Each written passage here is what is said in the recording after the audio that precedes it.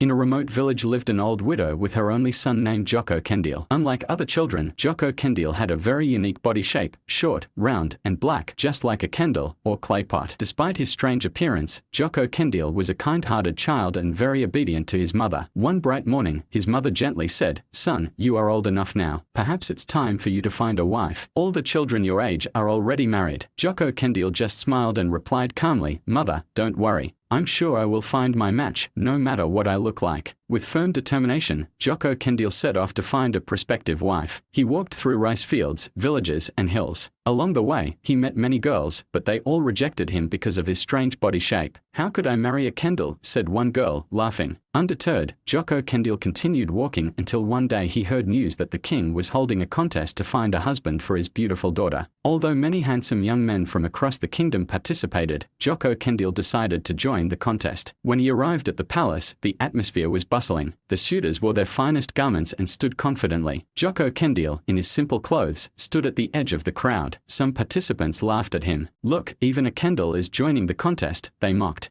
Challenge after challenge was presented by the princess, ranging from solving puzzles to difficult physical tasks. Unexpectedly, Jocko Kendall, with his cleverness, managed to complete all the challenges, while the other suitors were overwhelmed. The princess, tired of the arrogant handsome men, sensed something special about Jocko Kendall. When it was time to choose the winner, the king asked the princess, "My daughter, why do you choose Jocko Kendall? Aren't there many other handsome young men?" The princess smiled and replied, "Father, because he is the wisest and most sincere. Appearance is not everything." At that moment, a miracle occurred. When the princess touched Jocko Kendall, a bright light emanated from his body. Everyone fell silent, their eyes unable to look away from the wonder. In an instant, Jocko Kendall's round body transformed. He became a handsome young man. Everyone, including the king, was shocked. It turned out that Jocko Kendall was a prince cursed by an evil sorceress due to his past arrogance. The curse could only be lifted if someone loved him sincerely, regardless of his appearance. Eventually, Jocko Kendall and the princess married and lived happily ever after. We learned that true love never looks at appearances but at a good and sincere heart. In ancient times, in the majestic and mysterious land of Sunda, there lived a princess named Dayang Sumbi. Her beauty was truly enchanting to the point that every time she stepped, the wind seemed to cease, bowing to her charm. With silky black hair cascading down to her waist,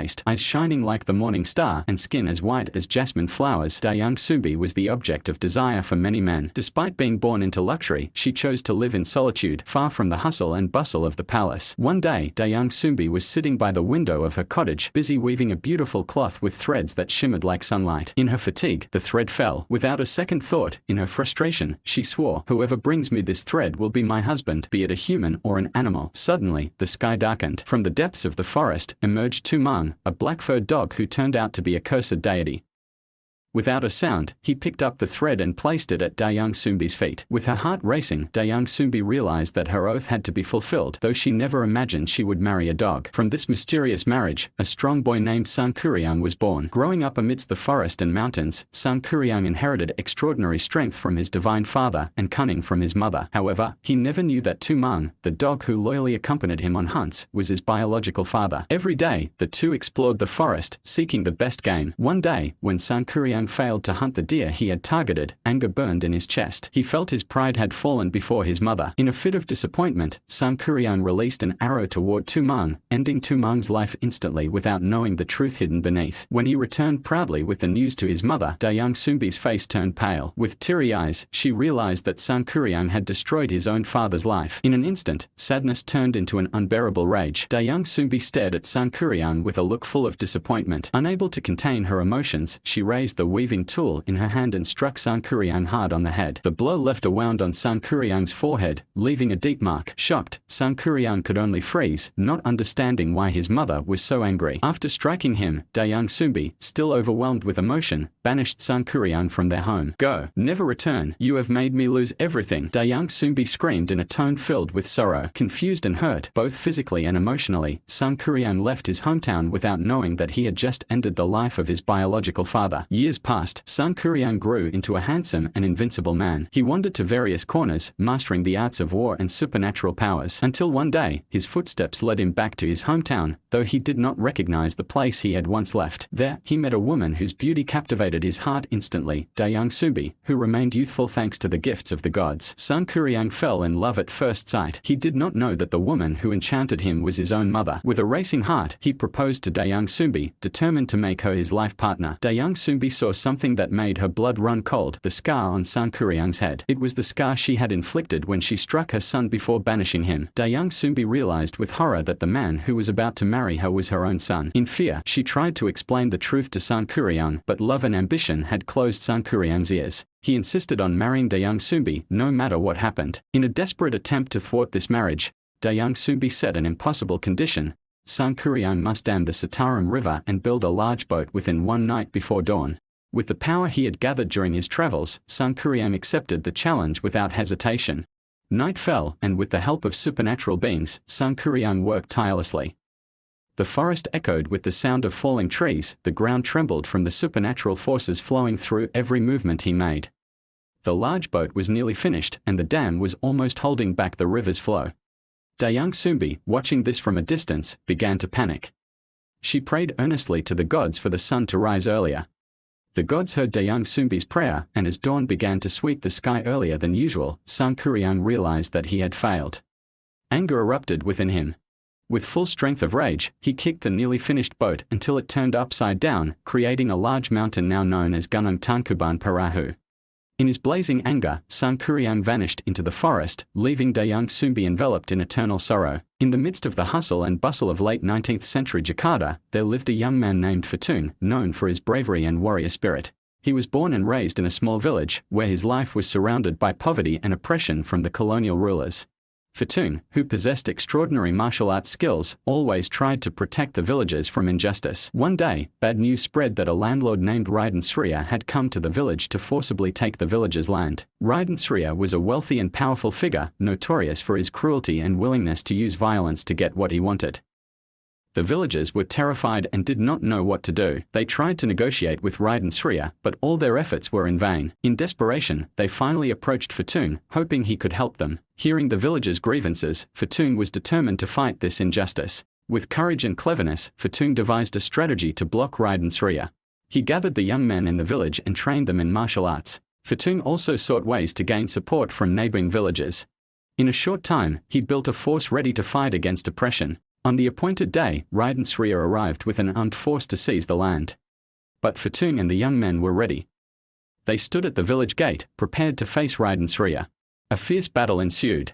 Fatun showcased his martial arts skills, fighting off several attackers. His bravery inspired the watching villagers. Seeing Fatun's courage and spirit, the villagers joined the battle, bravely standing up against the oppression. Through his leadership and perseverance, Fatun succeeded in defeating Raden Sriya and his followers. In a moment full of passion, Fatun shouted, "We will not let our land be taken. We fight for our rights." Raden Sriya finally retreated, and Fatun became a hero in the eyes of the villagers. They celebrated their victory with joy, thanking Fatun for protecting them. Fatun, with humility, responded, "This victory belongs to all of us. We must always unite against injustice." From that moment on, Fatun was known as a symbol of the people's struggle against oppression. His story became a legend passed down from generation to generation, reminding everyone that courage and unity can change fate. In a small village located at the foot of a mountain, there lived a beautiful girl named Bawang Putih, a simple and kind-hearted 18-year-old woman. She lived with her stepmother and stepsister, Bawang Merah, a 19-year-old girl who was arrogant and greedy. Since the death of her father, Bawang Putih was forced to work hard every day, while Bawang Merah and her stepmother lived comfortably and always treated Bawang Putih unfairly. One day, while Bawang Putih was washing clothes by the river, her stepmother's cloth was swept away by the current. She was very frightened and cried because she knew that her stepmother would be very angry if the cloth did not come back. With a heart full of regret, she followed the river to search for the cloth. After walking a long way, she arrived at a mysterious cave on the edge of the forest. Inside the cave, Bawang Putih met an old woman holding the lost cloth. "Is this what you're looking for?" asked the old woman. Bawang Putih nodded and respectfully pleaded for the old woman to return the cloth. Seeing Bawang Putih's sincerity, the old woman gave her a choice. "I can give you this cloth, but you must choose between these two goods. One is small and the other is large." Without hesitation, Bawang Pudi chose the small gourd because she did not want to be greedy. She thanked the old woman and returned home. Upon arriving home, when the small gourd was split open, out came beautiful gold jewelry, diamonds, and gemstones. Bhawan Pudi was shocked and grateful for the blessings she received. Seeing this, Bhawan Mera, filled with envy, decided to follow in Bhawan Pudi's footsteps. She went to the river, intentionally released a cloth, and followed the river until she arrived at the same cave. When she met the old woman, Bhawan Mera rudely demanded the large gourd, hoping to gain more wealth. However, when she arrived home and split open the large gourd, instead of jewelry, venomous snakes and deadly insects emerged, attacking Bhawan Mera immediately. She screamed in terror, but no one could save her from the disaster she had created herself due to her greed. In the end, Bhawan Pudi lived happily with all the goodness and blessings she received, while Bhawan Mera had to bear the consequences of her greedy and wicked nature. Once upon a time in the fertile land of Java, there stood a grand kingdom named Prambanan. This kingdom was ruled by a powerful and wise king, Prabhabhaka, renowned for his leadership. However, the kingdom's fame was not only due to its ruler, but also to the unparalleled beauty of his daughter, Roro Jonggrang. Her face shone like the moon, with elegance that captivated anyone who saw her. Her beauty became known throughout the land, drawing the hearts of many princes and nobles from far and wide. In another kingdom, a famous prince named Bandung Bondowoso heard of Roro Jonggrang's beauty. Bandung Bondowoso was not only a brave knight, but he also possessed extraordinary magical powers. He led an army of supernatural jinn who would assist him in any battle. One day, driven by ambition and his magical might, Bandung Bondowoso attacked the kingdom of Prambanan and quickly conquered it. The battle was swift and Prabhabhaka fell, overwhelmed in the one-sided conflict. However, upon seeing Roro Jonggrang for the first time, Bandung Bondowoso's thoughts of war vanished. Her breathtaking beauty made his heart tremble. He fell in love at first sight and immediately decided to ask for her hand in marriage. But to Roro Jonggrang, Bandung Bondowoso was the enemy who had killed her father. Although she could not oppose his magical strength, she refused to marry the man who had taken her father's life. Roro Jonggrang realized that directly rejecting Bandung Bondowoso's proposal was impossible, given his magical powers. So, with cleverness, she set a condition that seemed impossible to fulfill. She asked the prince to build 1,000 temples in a single night. Confident in his abilities, Bandung Bondowoso accepted the challenge. He immediately summoned his jinn army and commanded them to work tirelessly. That night, the jinn began their work, moving with incredible speed, stacking stone after stone, temple after temple. Not a moment was wasted. Within hours, hundreds of temples stood tall upon the ground of Prambanan. Throughout the night, Bandung Bondowoso monitored the progress confidently. The night air was filled with the rumble of stones being assembled. One by one, the temples neared the total of 1,000. In just a few more hours, the seemingly impossible task would be complete. However, as the number of temples grew closer to 1,000, Roro Jonggrang's anxiety deepened. If the temples were completed, she would have no choice but to marry Bandung Bondowoso. Determined to prevent this, she devised a plan to sabotage the effort. She called upon the village girls and, with a cunning strategy, ordered them to pound rice and light fires in their kitchens. The sound of the rice being pounded and the light from the fires gave the illusion that dawn had arrived. Hearing the sounds and seeing the light, the jinn believed that their time was up. They stopped their work and left the site, even though they were just one temple short of completing the task. When Bandung Bondowoso realized that the 1,000th temple had not been finished, he was confused and furious. He quickly understood that Roro Jonggrang had deceived him. Bandung Bondowoso's anger exploded. He approached Roro Jonggrang and with a voice full of rage, he declared, "You have tricked me. Because of your deception, you will complete the 1,000th temple yourself." With his magical powers, Bandung Bondowoso cursed Roro Jonggrang into stone. Her beautiful body turned cold and hard, forever frozen in place, completing the last, unfinished temple. Roro Jonggrang was transformed into a stone statue, which still stands today in the Prambanan temple complex, a reminder of a story filled with deceit and a tragic end to love. The Prambanan temple, also known as the Temple of 1,000, stands as a silent witness to this legendary tale, passed down through generations of Javanese folklore. In a vast kingdom named Kediri, at the foot of the majestic yet mysterious Mount Kaluth, lived a wise king burdened with concerns about his reign. His kingdom was prosperous, his people obedient, but there were two figures who constantly haunted his thoughts, two powerful beings unlike ordinary humans. They were Lembu Shiror and Mahesa Shiror. Lembu Shiror was a creature half human and half bull. His body was large and muscular, with a fearsome bull-like face. Meanwhile, Mahesa Shiror, his strongest ally, appeared half buffalo, equally powerful and capable of shaking the earth. Not only were they strong in physical form, but they also possessed unmatched magical powers. One bright day, both came to the palace of Kediri. They were no ordinary guests, they came with a clear intention to challenge the king of Kadiri and seize power. In the grand, majestic hall, Lembu Shiro spoke with a deep, resonant voice, "O king, we are not here to honor your throne but to take it. Kadiri will be ours and you will not be able to stop us." The atmosphere in the palace grew tense. The king, who had heard of their strength, did not dare face them directly. With cunning, he devised a plan that seemed impossible to accomplish. Calmly, he said, "O Lembu Shiro and Mahisa Shiro, if you wish to rule Kadiri, first prove your strength. I will give you a worthy task, build a lake on top of Mount Kaluth in one night. If you succeed, then Kadiri will be yours." The two beings exchanged glances, small smiles forming on their faces. The task was indeed difficult, but with their magical powers, it posed no obstacle. They accepted the challenge with confidence and without wasting time, they immediately headed to the peak of Mount Kaluth. The sky began to darken, the sun sank behind the horizon, and the dense night enveloped the earth. Under the glittering stars and the faint light of the moon, Lembu Shiro and Mahisa Shiro began to work. With their mystical powers, they dug the ground with their large, mighty hands. Every movement created a deeper, larger hole, and in no time, a massive pit formed at the top of the mountain. The sound of the digging reverberated far and wide, yet nothing could stop them. Water started seeping into the hole, filling the lake they were building. Time kept passing, but dawn was still far away. It seemed they would complete the task before the night ended. However, the Sly King of Kadiri had devised a way to thwart them. Seeing the lake nearly finished, he commanded all his people to act. Immediately, he shouted, "We must stop them before dawn arrives. Fill the lake with stones and sand." The people of Kadiri, loyal to their king, quickly mobilized. They flocked to the top of Mount Kaluth, carrying large amounts of stones, sand, and soil. In the dark of night, with the rumbling sound of their steps, they began to fill the lake that Lembu Shiro and Mahisa Shiro had nearly completed. They worked swiftly, hoping to cover the lake before dawn broke. When Lembu Shiro and Mahisa Shiro realized what was happening, they were filled with uncontrollable rage. Lembu Shiro's eyes flashed with anger. "Betrayal," he roared, his voice echoing through the mountains and shaking the earth. "You have played us, humans." Their fury could no longer be contained. Lembu Shiro, with a voice louder than a storm, cursed the king of Kadiri and his entire kingdom. "Hear this, O king of Kadiri and all who live in this land. Because of your treachery, I curse Mount Kaluth. Every time it erupts, it will bring destruction upon you and your descendants. This mountain will never rest and my wrath will forever live within it." With that curse, Lembu Shiro and Mahisa Shiro disappeared into the bowels of the earth. The sky, once dark, grew even darker, and the mountain, once a peaceful place, now bore an eternal curse. From that moment on, Mount Kaluth became known as a mountain that always sought revenge.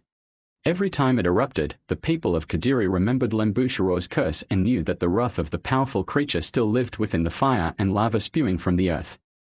Every generation living under the shadow of Mount Kaluth was filled with fear, recalling the tale of two powerful beings who had once almost conquered their kingdom. At the southern tip of Java Island, where the sky meets the sea in an inseparable embrace, stood a magnificent kingdom ruled by a wise king. This kingdom was known for its natural beauty, fertile land, and the peaceful lives of its people. It was here that a princess was born, so beautiful and enchanting, she was Nai Roro Kadul. Nai Roro Kadul, with her long flowing hair like ocean waves, skin as white as pearls, and eyes that sparkled like stars in the night, became a symbol of grace. She was not only known for her beauty but also for her intelligence. Every time she spoke, her voice was like a melody that soothed the soul. The people adored her, and she always cared for them with affection. However, this happy life did not last long.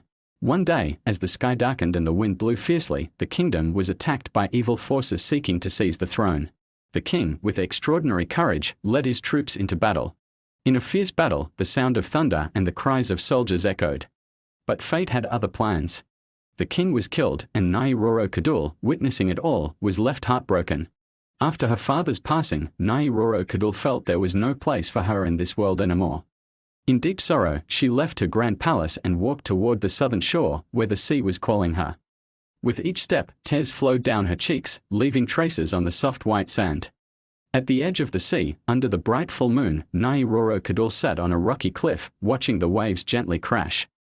In the stillness of the night, she began to pray, asking the Creator to bring peace to her heart. As if hearing her call, the ocean trembled, and in an instant, Nai Roro Kadul underwent an extraordinary transformation. She was surrounded by a bright light, and in a moment, she became the goddess of the sea, the queen of the southern sea, ruling over all the creatures that dwelled in the ocean. As the queen of the southern sea, Nai Roro Kadul possessed immense power. She could control the waves, manage the tides, and protect fishermen who dared venture into the sea. Every time fishermen sailed, they prayed to Nai Roro Kidul, asking for her protection from danger. In return, Nai Roro Kidul sent gentle waves that guided them to abundant fish. As a token of gratitude, the fishermen often offered tributes of flowers, food, and valuable items on the shore. Yet, behind all her beauty and power, Nai Roro Kidul also had a mysterious side. In some tales, it is said that she had romantic relationships with several Javanese kings. One night, a handsome king came to seek her protection. Nai Roro Kidul was captivated by his intelligence and determination. On a star-filled night, they made promises to each other. However, fate intervened. After their marriage, the king vanished into the sea, becoming part of Nai Roro Kidul's world forever. The people who heard these stories were fascinated but also wary. They knew that Nai Roro Kidul was their protector, but also a figure with the power to take those who disrespected her. Many say that when the waves crash violently on the shore, it is a sign that the queen is angry. On certain nights, especially when the moon is full, the wind whispers softly along the beach, as if Nai Roro Kidul is inviting them to listen to her stories. Many come to pay their respects, hoping that her strength and kindness will continue to protect them. They offer flowers, fruits, and food, hoping that Nai Roro Kidul will bless their catch from the sea and ward off disasters. The story of Nai Roro Kidul is not just a legend, but also reflects the relationship between humans and nature. She is a symbol of eternal love, a protector for those who honor her, and a ruler for those who cross her boundaries. Once upon a time, in the grand kingdom of Daha, there lived a beautiful and gentle-hearted princess named Chandrakarana. Her beauty shone like the moonlight, and her heart was as calm as the morning dew. It was no wonder she captured the heart of a handsome prince named Radhen Inu Kodapati from the kingdom of Kahuripan, a brave young man admired by many. Their love was pure, like a blossoming flower in spring, in the midst of a grand and luxurious palace. However, this happiness aroused jealousy in others. One such person was Dewigalu, Chandrakarana's ambitious and fiercely envious sister. Dewigalu harbored a desire to become a ruler with all its wealth and to marry the prince, whom she believed would be better suited with her rather than Chandrakarana. Blinded by anger, she devised a cruel plan, seeking out a powerful sorceress to rid her of her sister. In the silence of midnight, in a place filled with the scent of incense and whispers of spells, Dewigalu asked the sorceress to curse Chandrakarana so that she would disappear from her life forever. With this wicked intent, the sorceress transformed Chandrakarana into a small, fragile golden snail. The snail was thrown into a rushing river, swept far away from the palace, leaving her fate with Radhen Inu behind. In her long journey down the river's current, the golden snail was carried to a small village far from civilization. There, an old woman living a humble life found the snail on the riverbank, shimmering among the stones. Filled with pity and curiosity, the old woman brought the golden snail to her small hut. Unbeknownst to her, the snail was Chandrakarana, who, despite her transformed body, retained her gentle heart. Every night, when the old woman fell asleep, the golden snail transformed back into a lovely princess. Silently, Chandrakarana cooked, cleaned, and filled the hut with warmth and care. By morning, the snail returned to its original form, and the old woman would find her home filled with delicious food and a cleanliness she had never imagined. At first, she believed it to be a miracle. Meanwhile, Radhen Inu Kodapati did not stand idle. Realizing Chandrakarana had vanished without a trace, his heart filled with worry and a determination to find her. Disguised, he ventured into forests, crossed valleys, and questioned everyone he met. His journey was filled with challenges and dangers, yet his true love guided him along faint traces until he arrived at the remote village. In the village, he heard tales of an old woman whose home was mysteriously clean and filled with food each morning. Curious, Radhen Inu made his way to her house. Upon seeing the golden snail placed in the corner of the room, his heart trembled, feeling that something extraordinary lay within. With prayer and hope, he approached the snail and touched it with love. At that moment, the evil curse surrounding Chandrakarana shattered like dew touched by sunlight. Chandrakarana returned to her human form, smiling with relief and love. Radhen Inu embraced her, declaring his unwavering love and loyalty, while the old woman shed tears of joy, witnessing the miracle of such pure love. They returned to the palace, welcomed with immense joy, while the envious Dewigalu received her deserved punishment. The wedding of Chandrakarana and Radhen Inu Kodapati was celebrated throughout the land, becoming a symbol that true love and kindness will always triumph over evil. In a remote village lived an old widow named Imboksani. Since she was young, she had always longed for the presence of a child. One day, her hope was answered by an evil giant known as Budo Ijo. He offered something magical, cucumber seeds that would grow into a child. However, there was a terrible condition: when the child turned 17 years old, she had to be given to Budo Ijo as a meal. With a heavy heart, Imboksani accepted the seeds. She planted them in her garden, and over time, grew a beautiful daughter named Timon Mars. Timon Mars grew up to become a smart, brave girl who was full of love for her mother. However, time passed, and as Timon Mars approached her 17th birthday, Mbok Sani became increasingly worried. One night, Budo Ijo came to remind her of their agreement. Mbok Sani couldn't refuse, but amidst her anxiety, a mysterious hermit appeared, giving her 4 magical items: cucumber seeds, bamboo thorns, salt, and shrimp paste. On her birthday, Timon Mars was faced with her fate. When Budo Ijo arrived, Timon Mars ran as fast as she could. The giant grew closer. Timon Mars threw the cucumber seeds to the ground, and in an instant, a forest of cucumbers grew large and trapped Budo Ijo's feet. However, with his immense strength, he managed to tear through the plants. Timon Mars did not give up. She then threw the bamboo thorns, which instantly turned into a sharp bamboo forest. Budo Ijo tried to fight back, but the thorns wounded his body. Filled with rage, he knocked down the bamboo and continued the chase. Seeing Budo Ijo getting closer, Timon Mars scattered the salt, and a vast sea appeared, separating her from the giant. Budo Ijo, who couldn't swim, was trapped in the midst of the huge waves. However, with great effort, he jumped over the sea. In fear and exhaustion, Timon Mars threw the shrimp paste as her last resort, and suddenly, boiling mud formed in front of her, pulling Budo Ijo into the earth. The giant struggled desperately but eventually grew too exhausted. Timon Mars was saved and returned to her mother's embrace. She continued to live a simple life, becoming the protector of her village, ensuring that evil like Budo Ijo would never threaten the world again. In ancient times, when the mountains were still shrouded in thick mist and the forests of West Java were inhabited by magical creatures, there stood a great kingdom called Pasir Bathang. This kingdom was ruled by a wise king, but his heir faced a dark conflict. In the kingdom, Princess Pobashari was the youngest and most beloved by her people. Her beauty seemed to harmonize with the lush nature around her. However, her jealous sister, Purba plotted something evil.